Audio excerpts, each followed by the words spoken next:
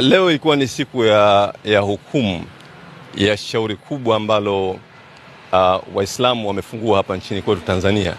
Ilikuwa ni shauri la kikatiba ambalo limefunguliwa mwaka 2024, na katika shauri hili Waislamu walikuwa wameshtaki mamlaka tatu za serikali ambazo ilikuwa ni RITA, msajili, wizara ya mambo ya ndani, mwanasheria mkuu wa serikali.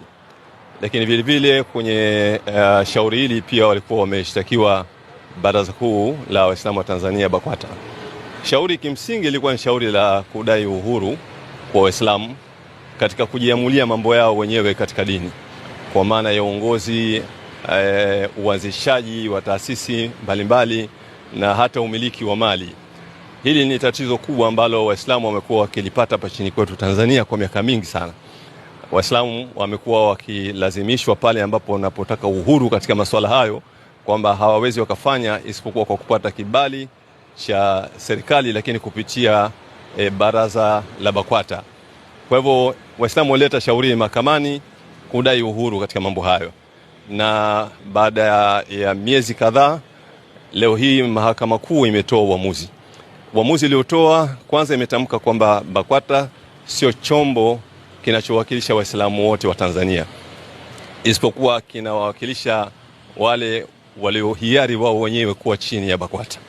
Na kwa maana hiyo hukumu hii ni taarifa rasmi kwa mamlaka zote za serikali kwamba pale ambapo Waislamu wanapotaka kwenda kuomba huduma yoyote ile, basi wasilazimishwe kwamba lazima walete barua kutoka BAKWATA halafu ndio wapewe hiyo huduma. Kwa mamlaka zote sasa hivi za Waislamu na Waislamu moja wamekuwa huru katika uanzishaji, umiliki au pale ambapo wanapotaka jambo lao lolote. Hii ni fursa kubwa, ni uhuru mkubwa sana, na shauri hili lilikuwa ni shauri la kikatiba.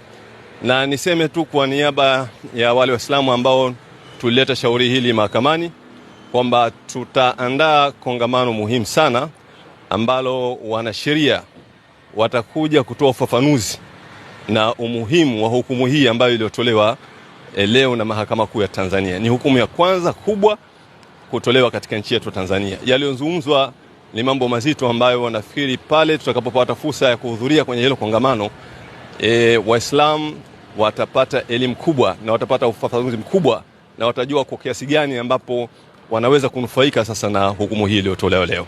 Kwa hivyo niseme kwamba kwa sisi ambao tulioleta shauri hili kwa niaba ya Waislamu tumewakilisha vizuri, na tunashukuru sana kwa namna ambavyo shauri hili limemalizika. Alhamdulillah. Tunapeana mikono. Alhamdulillah. Allahu Akbar. Allahu Akbar. Allahu Akbar. Asante sana. Wamefafanua majaji kuonyesha kwamba BAKWATA sio baraza la Waislamu wote, isipokuwa ni wale Waislamu ambao wametajwa ndani ya katiba yenyewe BAKWATA, ambao hao ni Shafi na Sunni wal Jamaa, ndio walivyotajwa wao kwenye katiba ya BAKWATA. Kwa hivyo Muislamu ambaye si madhehebu hizo, kwa mujibu wa hukumu iliyotolewa leo, ni kwamba yeye hahusiki na BAKWATA. Ndivyo ambavyo ilivyotolewa. Kwa hivyo mahakama imetoa tamko kwamba BAKWATA sio chombo cha Waislamu wote, isipokuwa ni chombo wanaokuwa chini ya BAKWATA ni wale ambao wametajwa ndani ya katiba ya BAKWATA. Kwa majina yangu naitwa Hassan Asmani, Principal Legal Officer kutoka BAKWATA, ni mwanasheria mkuu wa idara ya sheria kutoka BAKWATA makao makuu. Tolewa uamuzi na maamuzi, tunashukuru yamekuwa ni mazuri ambayo yameridhisha pande zote.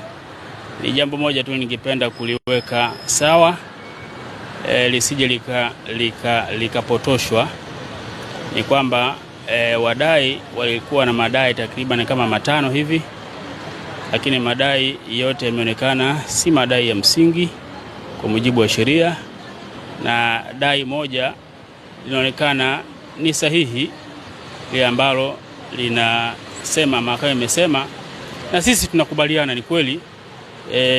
The Trustees Incorporation Act na the Society Act, zote sheria mbili hazijasema, na sisi tunakiri kwamba hazijasema kwamba kila bodi ya wadhamini au taasisi ya Kiislamu inaposajiliwa lazima ipate barua kutoka BAKWATA. Sheria zote hazisemi hivyo. Sheria zote zinasemi hivyo, na sisi tunajua hilo, na pengine ilikuwa tu ni ile goodwill ya taasisi yetu ya BAKWATA, ile sifa njema na kongwe ya BAKWATA kuziagiza taasisi zinazotaka kusajiliwa kwamba unajua hii introduction letter inatakiwa aitoe mtu anayekujua. Sasa BAKWATA ni taasisi kongwe tangu 1968. Kwa hiyo ilikuwa kama ni mazoea tu kwamba kalete barua kutoka BAKWATA, lakini si takwa la sheria kama ambavyo Mahakama Kuu imeliona. Kwa hiyo waleta maombi wamefeli katika madai yao mengine yote manne isipokuwa hilo moja ambao na sisi tunaona ni sahihi kabisa. Haya yalikuwa ni mazoea tu, yalikuwa yakifanywa na mjibu maombi wa kwanza na wa pili. Ni kwa sababu ya sifa njema na ukongwe wa taasisi yetu BAKWATA ambayo imekuwa ina heshima na hadhi kubwa mbele ya jamii. Kwa hilo ningependa liwekwe sawasawa, yasije kazuka tu kwamba tumeibwaga BAKWATA, tumeibwaga.